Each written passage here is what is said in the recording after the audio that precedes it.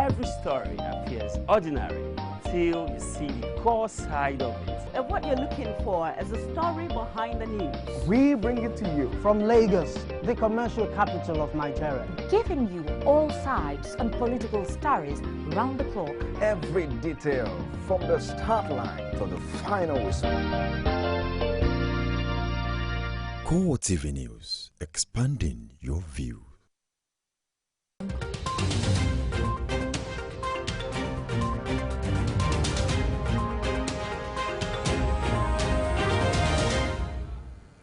Hello, good evening. Welcome to CoreTV Primetime News. I am Frank Omalape.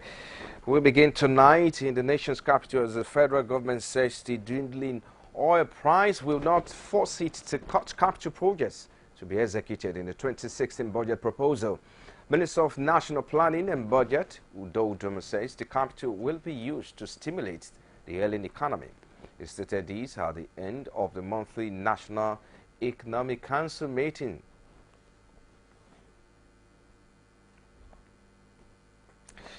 Moving away from there now, the Executive Chairman, Federal Inland Revenue Service, Babatunde Fowler, has approved the transfer of 26 Directorate cadre staff and the introduction of the state coordinated structure and the service.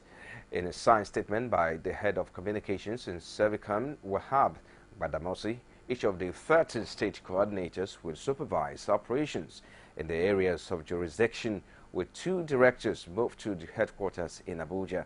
3 will coordinate affairs in the state. And they say furthermore experienced deputy directors will transfer to FIRS training school and centers across the country as part of the efforts of the service to strengthen its knowledge transfer program and expeditions development of the capacity of its workforce in terms. In the interim, the working with the state under the Joint Tax Board JTB structure, the FIRS chairman plans to widen the tax base further by adding 5 million new individual taxpayers to the country's white tax register by December 2016. And our Senate is mandating its committee on power to probe the circumstances surrounding the preparation, execution, and implementation of management services for the transmission company of Nigeria, TCN. Representing a motion on unwholesome practices by the management company and the Bureau of Public Enterprise. The senator representing Yobe South says the service contract is illegal and violates laws of the country. A National Assembly correspondent Basi Aye reports. The power sector is one sector that is currently undergoing investigation due to inadequate supply of electricity to Nigerians. Senate Ad Hoc Committee on Power is yet to submit its report on one probe, and another is now underway. This time, it is a fact-finding mission on perceived illegal management procedures involving BPE and a service provider. That TCN is imposed with this burden under the management service contract of paying all taxes for the management contractors, while Manitoba does not pay taxes on the monies it is paid under the management services contract. Observes that Section 9, Subsection 2 of the Companies Income Tax Act, Cap 21 LFN 2004, provides that tax shall be assessed and payable upon the profits of any company accruing in, derived from, brought into, or received in Nigeria for services rendered. Convinced that the management services contract prepared by BPE for the management of TCN is fraught with apparent illegalities and total violations of the laws of Nigeria. Further convinced that these apparent illegalities will inevitably result in corruption, inefficiencies, waste of public resources, lack of transparency and accountability in the management of TCN. These lawmakers are insisting that the privatization deals have never been in the collective interest of all, as those with the contracts sometimes do not have capacity to deliver.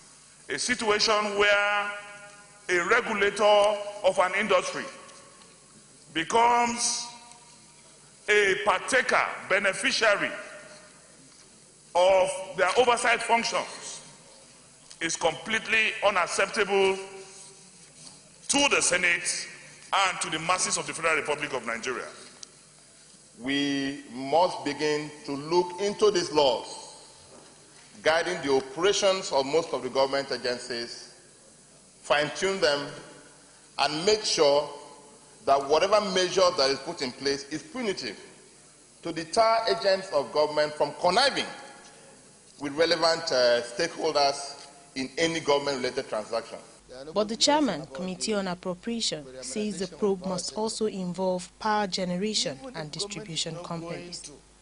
The committee to widen its scope and cover a review of the entire privatization process of the power sector, from GENCOs, transmission, and discourse. As a society or as a country, we've all been talking about no oil revenue. We talk about how there's need for us to ensure that taxes are paid. But at the same time, we are condoling agency of government that is not paying taxes. And then we wonder why our tax to GDP ratio is very low. This is an issue that we must make an example of. I hope the committee will do its work properly in ensuring that anybody who is breaking the law must be dealt with. The Committees on Power and Privatization will submit a report to the Senate in 1 month. Basiaye, CoreTV News, Abuja. And now the Minister of Power, Works and Housing, Mr. Babatunde Fashola, says Nigerians must do more to ensure access to power and other basic amenities from government at all levels. The minister, while speaking against the backdrop of the actions of a community in Pakshin and Plateau State installing a power project cited in the state to bring electricity to the area, says the people must support the government to bring development to all parts of the country. Correspondent Kazim Kasali, who is on the fact-finding trip with the minister currently in the north-central part of the country, filing this report. Well, we apologize. We bring you that report in our subsequent bulletins. And now, the acting chief executive officer of the National Electricity Regulatory Commission says 187 billion is deficit in the Nigerian Electricity Regulatory Commission. Speaking on his sensitization visit to the National Orientation Agency, the executive secretary says Nigerians needed to know the new market realistic pricing that will be effective from February 1st. And now Libya is seeking to repel the federal government, Federal Road Maintenance Agency FEMA failed to pass through second reading when it came up for deliberation on the floor of the House of Representatives. The bill, which was intended to replace FEMA with the Federal Road Authority, was resoundingly dispatched with a resounding nay when it was put to vote. A National Assembly correspondent, Jamila Fegbo, has details. Good intentions from the mover of the bill, who is arguing that FEMA as it stands does not have the pedigree of an agency that should manage Nigerian roads. He is proposing a new agency to be known as the Federal Road Authority and saddled with more powers for the road development in the country. This is a bill that seeks to establish the Federal Roads Authority, whose responsibility is to ensure that there is a safe and efficient management of our federal roads throughout the country and to meet the socio-economic demands of our country.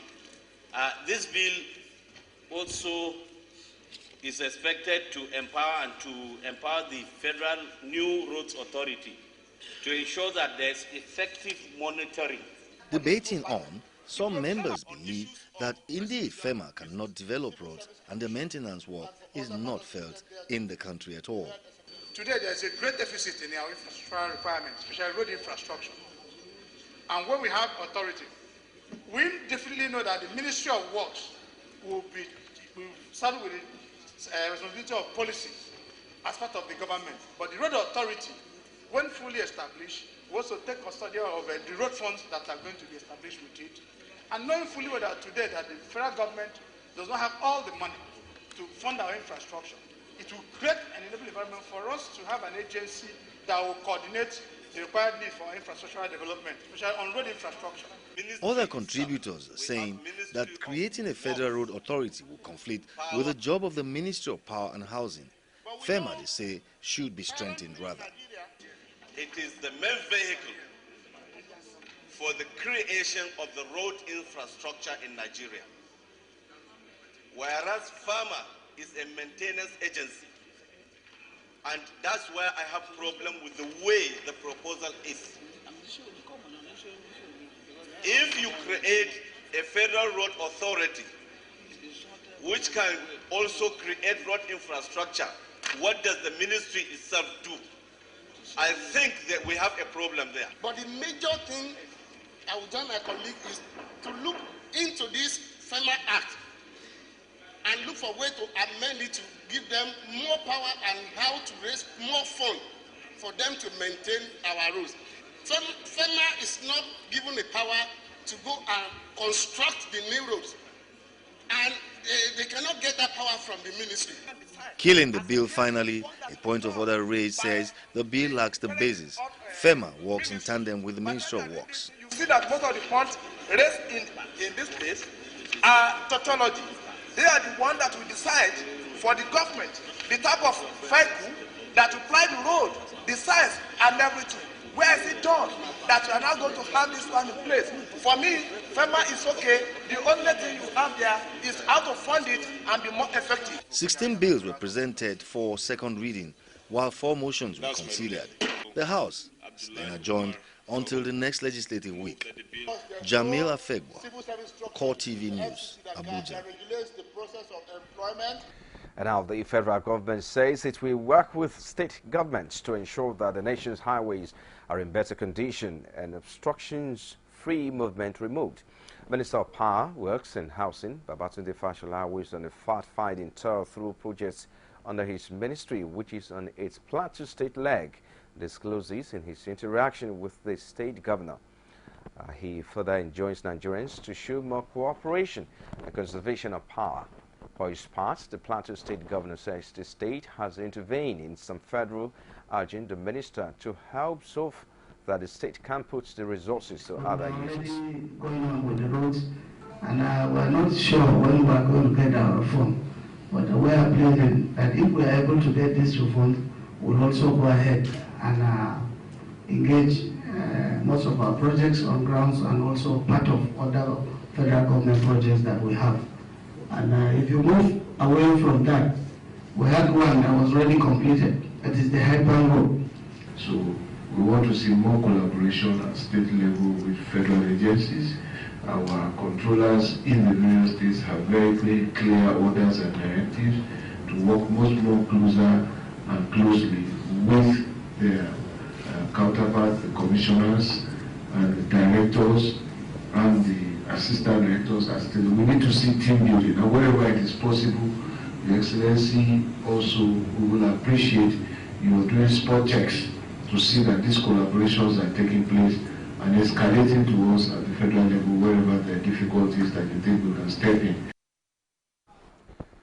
Well, still on a fact-finding mission, Minister of Power, Works and Housing, Babatunde Fashola, says the federal government will look into issues surrounding the individuals' projects in the country and determine where to go from there. The minister, who is on a fact-finding tour to project site in Nasarawa State, says the federal government is working to ensure that Nigerians have good value for projects all over the country. Correspondent Kazim Kasali has the rest of the story. After a meeting with the Nasarawa State Governor, the minister, having received a briefing on the level of neglect the state has suffered, first took in the Federal Secretariat in Lafia, awarded in the year 2011 at a cost of 2.3 billion naira. Briefing the minister, the contractor says he has received £1 billion naira with 40% work done, but with a new request for payment and variation of between 10 and 15%. He had his encounter with the minister. How much do you need to pay in order to finish? Actually, presently, because of the time frame and the gap, we are still coming with some variation of this project. I don't think we are very much. at the 89-kilometer Lafia away Obitunga Road. The minister, in his interaction with the contractor, challenges him to do more, having received 5.4 billion naira out of the total contract sum of 7.4 billion naira, with only a 500 million naira payment certificate outstanding. We didn't stop the work, but we still have 500 million approved certificate unpaid. But to complete all the work works, we remain 1.5 billion. So it's an ongoing What is going to change is that we will take steps to pay you the outstanding certificate, and we will continue to pay you on the basis of certified work done. At this power transmission station at Akuruba village, just outside the state capital, the minister, after listening to the special advisor to the state government on energy and power, Sani Suleiman Ugia, says all issues will be resolved. TCN is itself a legal entity, one of the parastatals. NIPP also a different legal entity. So when you begin to ask two different families to begin to share their money together, it can create some, but we will sort it out. He also took time out to inspect the stormwater problem affecting the state capital, Lafia. Kazim Kasali, CoreTV News, Lafia. You're watching CoreTV News at prime time. We'll take a break shortly. When we come back, we'll bring you more stories. Stay with us. Whenever you recharge your Airtel line, you could win a trip to Dubai for yourself and your family members or closest pals. Win one of 60 trips for 4 to Dubai in the Airtel Red Hot promo. Now that's a trip for 240 people. You could also be one of the 60 instant millionaires. Win smartphones and airtime. Everyone is a winner. Keep recharging to win in the Airtel Red Hot promo with Emirates Holidays. Airtel, the smartphone network.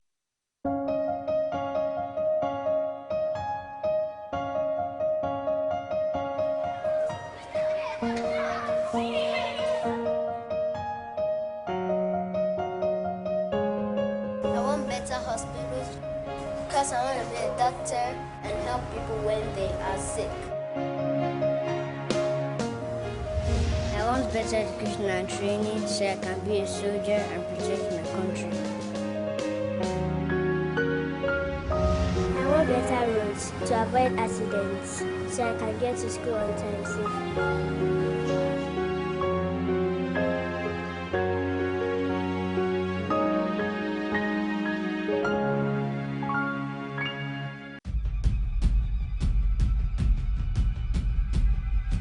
Are you aware that the death percentage attributed to Lassa fever cases is currently put at 43.2%, a figure considered very high? Lassa fever, an acute viral illness characterized by high fever, muscle aches, mouth ulcers and bleeding in the skin, is harbored by rats and spread to humans via the urine and droppings of rats. To prevent Lassa fever, avoid any exposure with rodents, rats, as well as food and objects contaminated with rat secretions and excretions. Report all suspected cases of Lassa fever immediately to the nearest healthcare institution. Help prevent Lassa fever. This message is from the federal government of Nigeria.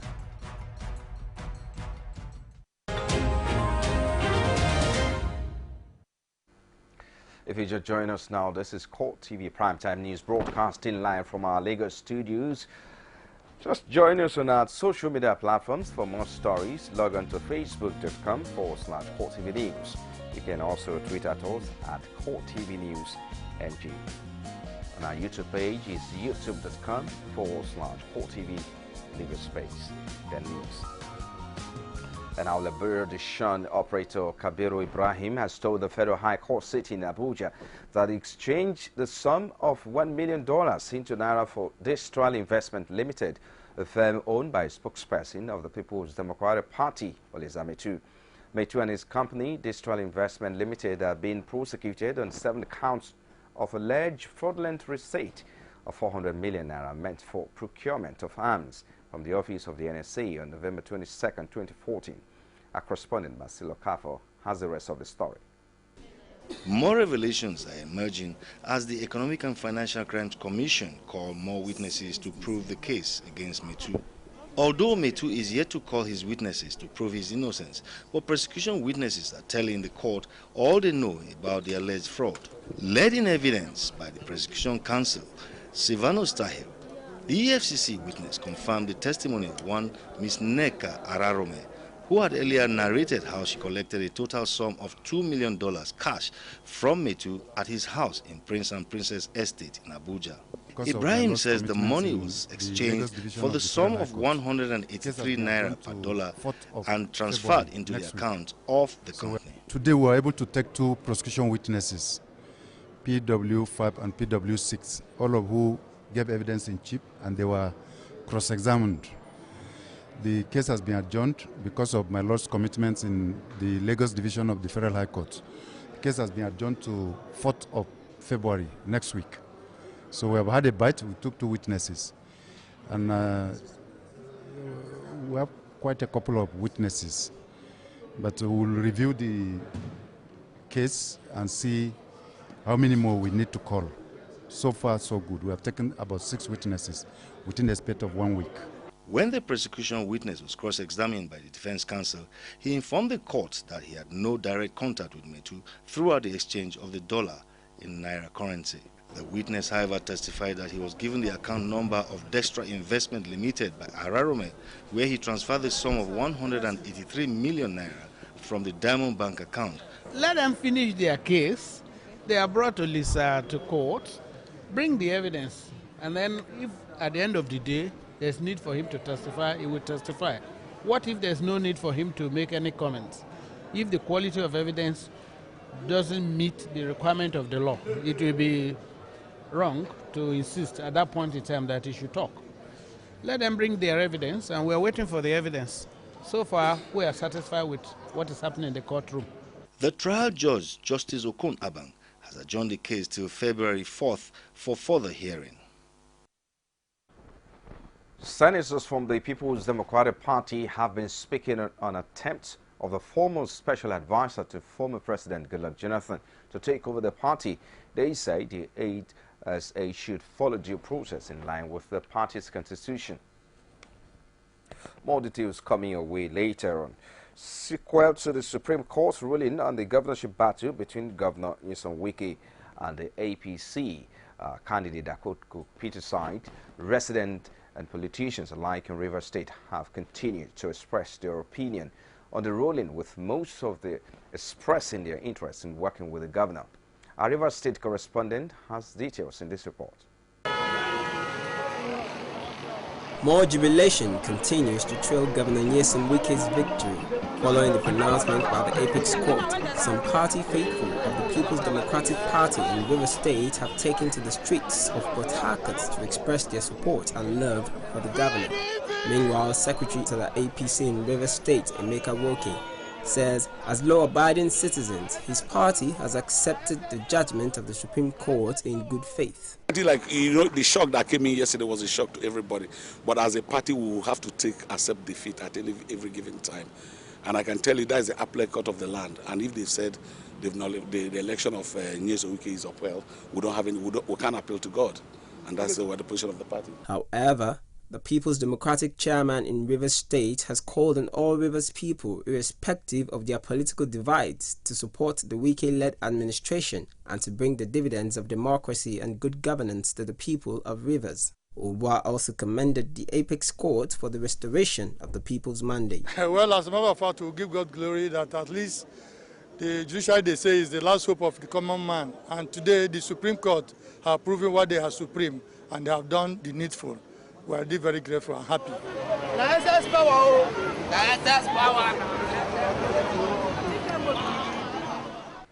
And now the verdict of the Supreme Court on Rivers State governorship election is one that made tongues waggle over the rightness or wrongness of the judgment. Observers opine that the ruling should have gone otherwise, specifically on the violence recorded in the state during the election. On our flagship program, Court Digest, and affairs analysts extract the importance of the Supreme Court's decision and steps the government can take to ensure peace in Nigeria. Correspondent Victoria Solomon has more. Amidst complaints of widespread violence and electoral malpractices during the April 11, 2015 governorship election in Rivers State, the Independent National Electoral Commission declared the governorship candidate of the People's Democratic Party, Nyesom Wike, governor-elect of Rivers State. Though the election was overturned by the Court of Appeal, but the Supreme Court differed by upholding Governor Wike's victory at the election. Supreme Court looks beyond the law. They look at what is going to be the implication of this judgment. The social implication of this judgment. Not what the law says. No, because you see, there is no radicalism at the Supreme Court. Okay. Radicalism ends at the level of High Court and Appeal Court. It's just like the Nigerian National Assembly.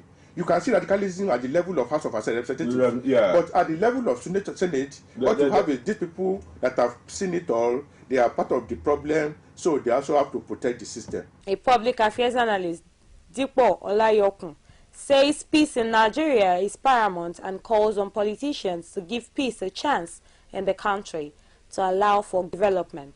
What we can only appeal to political gladiators is let us take it in good faith, because there is no sacrifice that is too much.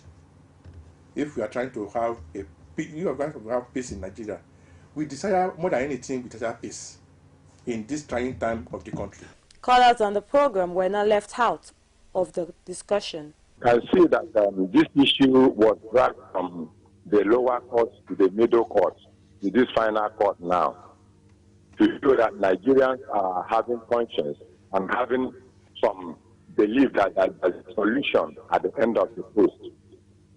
Because in this issue of River State, I see that everybody who are trying to do one thing or the other, hoping that maybe this is the final judgment that will come out from government.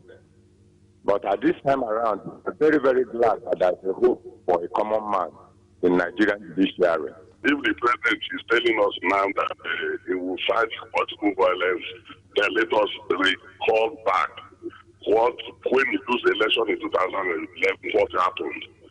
The coppers, the kid in the north, their family have lost hope. Some of them spend all they have, say land, say houses to train their children. Only them need to give because President Buhari didn't win election that time. What morale and justification are they now to fight against violence? Meanwhile, on the heels of the Apex Court's judgment over Rivers' governorship election, political observers say that they anticipate peace and development in the state. Victoria Solomon, CoreTV News, Lagos. And our reactions have beginning to trail the inauguration and installation of Kogi State Governor Yahaya Bello. Our correspondent Sarah Ayiko went to town to feel the pulse of the people and hear some of what they're saying. With no deputy in place, Yahaya Bello rides into the government house in Kogi State. This is, however, unusual given the general democratic practice world over. For these Nigerians, with consideration to this new development, this can only happen in Nigeria. The question now is whether Bello is qualified to assume the position of governor in Kogi State. Well, there is no straightforward answer. And I'm telling you, we lawyers, we cannot answer it. The only person competent enough to answer is the court. And in this case, it could be Supreme Court. What has generated controversy is the issue of whether an incoming governor can be sworn in without a deputy governor. Automatically, the constitutional provision is very clear on that. Because ordinarily, the deputy governor ought to have been sworn before, or taking the oath of allegiance before the governor. But in the case of Yahaya Bello, it's quite different. I think simply because we are in Nigeria. And as a matter of fact, James Falike has already approached the court. Let's see what will be the outcome of the court on that. In my own opinion, at the end of the day, they'll end up in the tribunals, and they most likely will, the courts will most likely order new fresh elections to hold. Because there are too many legal issues involved. The silence of the laws, the Electoral Act, and the Constitution on the situation that led to this. And those things are still fundamental and need to be sorted out, first of all. When those are sorted out, then you can start talking about who should be where and who shouldn't be where. While describing the possible fate of James Falike and Yahaya Bello, They opined that Nigerians should be confident in the rule of law and the nation's judiciary system. Elections, since what happened has happened, so it is left for the legislature and even the judiciary to take notice of what has happened and to put those changes into the development of our law and to improve our law and to review our laws. So I believe Nigerians should continue to have confidence in the court system and in the judiciary as a whole. It is the will of God, and I will advise whoever is the deputy that is not in support of the election should accept the verdict of God. After all, it's in the House of Rep. A man cannot rule everywhere, and he should accept the decision of the leaders at the APC level. They were the one who put him there. They have not dropped him as APC. He was, deputy to the governor. He dropped himself. He's now parading himself as any other thing. He has his money to waste. I'm telling you the truth. By law, the question of Faleke replacing his late boss is a big issue. For now, Faleke retains his seat in the House of Representatives, and his ticket as APC's deputy governor still beckons. And the question in the coming months, no doubt, would be the efficacy test of the judiciary, as the Kogi scenario is the first of its kind. Sarah Ayoku, CoreTV News, Lagos. And now from politics to health now, health officials in Kaduna State have dismissed reports that dreaded Lassa fever has crept into the state. The State Commissioner of Health and Human Resources, Andrew Knox, says claims of a recent outbreak of the disease, it's in Manka, its force. The Commissioner further stressed that the state government has set in place the necessary facilities to protect its people from a possible outbreak. The Kaduna State government has dismissed speculations that the state has recorded its first case of Lassa fever. Addressing newsmen during a press conference in the state capital, the Kaduna State Commissioner of Health and Human Resources, Andrew Knox, said claims of a purported Lassa outbreak at a rural community in Saminaka, Lere local government area were untrue. No, there's no outbreak of Lassa in Saminaka. Now, in context, what happened about 3-4 weeks ago, there was a patient that reported to the hospital and presenting symptoms of malaria. The patient was hospitalized, and then after 2 days, she discharged herself, perhaps with the assistance of relations. The patient subsequently died, but the physicians at the medical facility in Saminaka pursued the relations and found out that the patient has been buried. The health commissioner said the state government has refurbished its containment of facilities and is putting other measures in place towards ensuring effective readiness in the event of a possible outbreak. And the next key thing to do, since we're in a period that there are lots of speculation of Lassa, is to get all contact persons that had interaction with the patient. So sample and specimens were taken from them, and they were taken for analysis in Abuja to find out. There are 12 of those contact persons. So they were all checked, but were found to be negative. So in a nutshell, that's why we said there's no reported case of Lassa in Saminaka. But on account of the symptoms exhibited by the patient who died, this was what raised the speculation of the outbreak of Lassa in Saminaka, but no reported case. The Nigerian Academy of Science has blamed the inadequate availability of research institutes as the major problem militating against scientific findings in the country. Speaking at its annual general meeting in the commercial capital of Nigeria, Lagos, its national president, Professor Yewale Tomori, says research and fact-finding solutions to communicable diseases and all the scientific research are hampered by the absence of laboratories to help obtain some of these diseases. The fight against diseases and viruses such as Ebola, Lassa fever and meningitis goes beyond prevention. Finding a lasting cure for these outbreaks has been a major setback in Africa and beyond. At this gathering of group of the Nigerian Academy of Science in Lagos, inadequate research institutes to finding a cure to the outbreak of some epidemic such as Ebola, yellow and Lassa fever were the point of discussion. I must say that the state of our laboratories currently in Nigeria today are not what they should be, and therefore we must pay attention first and foremost to our laboratories to make sure that they are up to date, to make sure that they are functional, to make sure that we can carry out, if it's possible to have what we call specialized laboratories, where because some of these researches are not general researches, they are specialized researches. When people get it, if there are drugs that can knock off the virus, it's a major way of preventing. It's just like HIV. HIV, the spread has been curtailed because there are drugs for it. Because if a person has HIV and is taking the drugs, the viral load is very small. It's very low. So the chances of infecting somebody else is very low. So prevention and treatment are very critical. We only emphasize prevention for Lassa fever and Ebola because there are really no drugs that are very effective. The role of the government and stakeholders in the science and technology sector is important, as these scientists believe that Africa and Nigeria is not yet there. I think what we need, first of all, is a good national disease surveillance to put in place a reliable one with proper laboratory diagnosis so that we know exactly what is wrong. Because many of the diseases we're talking about look alike in the beginning. Unless you have a good lab to sort out the problem and say, this is yellow fever, this is Lassa fever, this is Ebola, then we'll just be beating about the bush. So we need to develop our disease surveillance, improve our laboratory services, and our response. With the search for a lasting cure for some of the outbreak of epidemics witnessed in the country recently, there is a strong call on the government to set up research institutes to provide combatable measures in order to prevent any more loss of lives and further setbacks. Akin Obake, CoreTV News, Lagos. You're still watching CoreTV Primetime News. We'll take another break now. We'll be back with more stories outside Nigeria. Stay with us.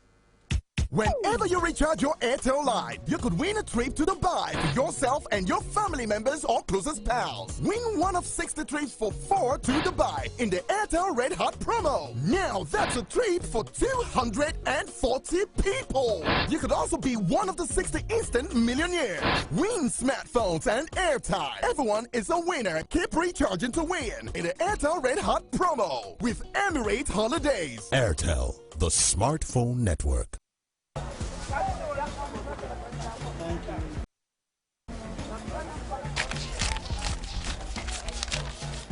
Chima, what you dey do so? Sell market now. Eh? Person wey dey buy the market, you no get receipt. What you dey do? Which receipt? No be pocket money dey go. Eh? You dey pay tax? Who be tax? Guy, all these health centers wey dey run na tax o. My brother, make I tell you. Good road na tax. Security na tax. Those school where your children dey go, how you think say dem dey take pay the teachers?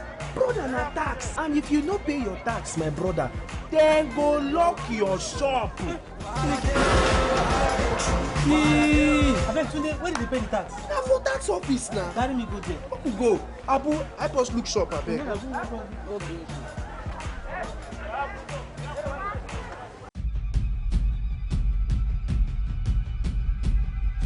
Are you aware that the death percentage attributed to Lassa fever cases is currently put at 43.2%, a figure considered very high? Lassa fever, an acute viral illness characterized by high fever, muscle aches, mouth ulcers and bleeding in the skin, is harbored by rats and spread to humans via the urine and droppings of rats. To prevent Lassa fever, avoid any exposure with rodents, rats, as well as food and objects contaminated with rat secretions and excretions. Report all suspected cases of Lassa fever immediately to the nearest healthcare institution. Help prevent Lassa fever. This message is from the Federal Government of Nigeria.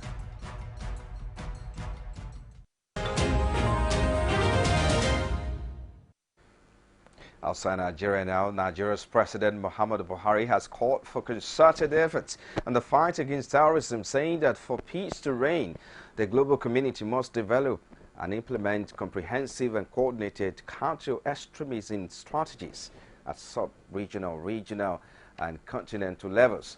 Speaking at the opening of bilateral talks between Nigeria and Kenya, President Buhari wants that radicalization and violent extremism are increasingly taking root across Africa and must be tackled head-on and with brand new strategies.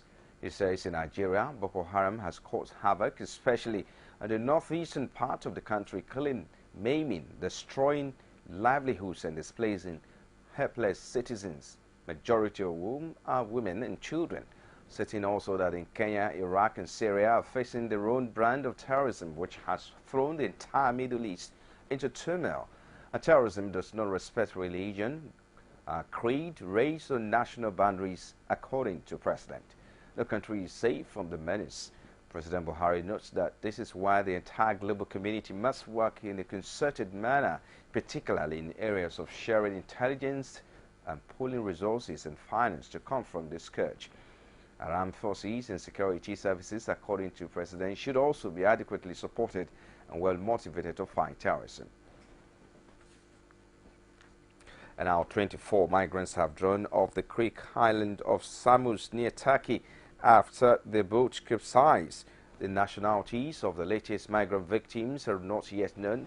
Most of those who risked their lives crossing to Creek Islands, packed aboard rickety boats, are refugees from the conflict in Syria, Iraq and Afghanistan. A search is on for 11 missing people, though 10 others have been rescued.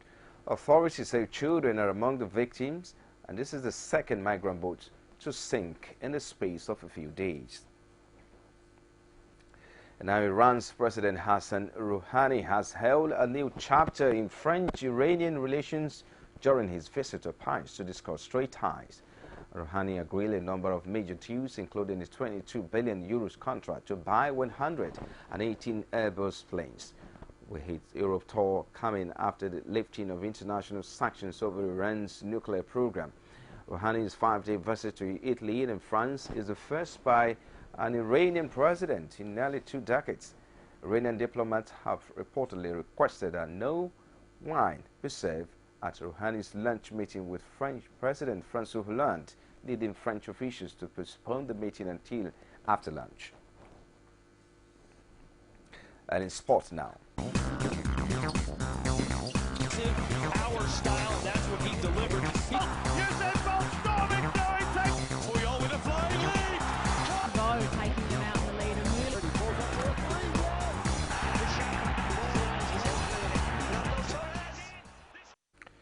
In sports, Manchester City midfielder Kevin De Bruyne is likely to be out for about 6 weeks after injuring his right knee during Wednesday's League Cup semi-final victory over Everton. The Belgian international changed the game from the bench but fell awkwardly in injury time. City boss Manuel Pellegrini said he's optimistic De Bruyne will not be out for the remainder of the campaign. However, he's still expected to miss up to 9 league and cup games, including the League Cup final with Liverpool at Wembley on the 28th of February. And our Manchester United manager Luis van Gaal says an FA Cup defeat at Derby on Friday could get him sacked for the 4th time this season. The Dutchman opines that the speculations of him offering to resign after the 1-0 loss to Southampton was awful and horrible.